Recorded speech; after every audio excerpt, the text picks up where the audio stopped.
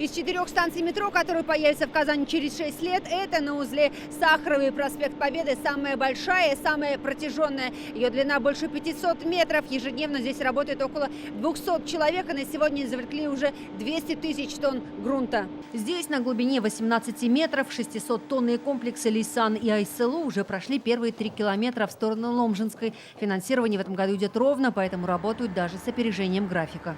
Котлован полностью разработан, то есть жесткое основание. В оборотных тупиках бетонируется конструкция постоянно, и местами даже вот мы видим, экскаватор работает, идет обратная засыпка. К 2027 году вслед за этой станцией на Сахарова откроются еще 3 на пересечении Ломжинской и Фучика, Завойского, Кулгали и Фучика-Зорги. На последнюю можно будет перейти с нынешней станции Дубравная. Ориентировочно на это понадобится больше 41 миллиарда рублей. На этот год из республиканского бюджета выделено свыше 3 миллиардов. Любая стройка – это определенные трудности, сложности, как и само строительство. Но в городе, который вырос за 15 лет со 135 тысяч машин до 450 тысяч и продолжает расти, большая надежда на то, что новый виток развития метрополитен Казанский получит. Метро нужно, потому что делаешь пересадку с одного транспорта, а здесь сел в метро и доехал. Строятся дома, люди хотят ездить пораньше, поближе, побыстрее.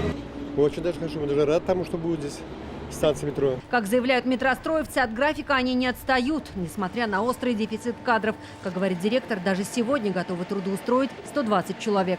К сожалению, ни молодежь не идут на такие, наверное, сложные, опасные. Хотя мы стараемся платить как бы по достоинству.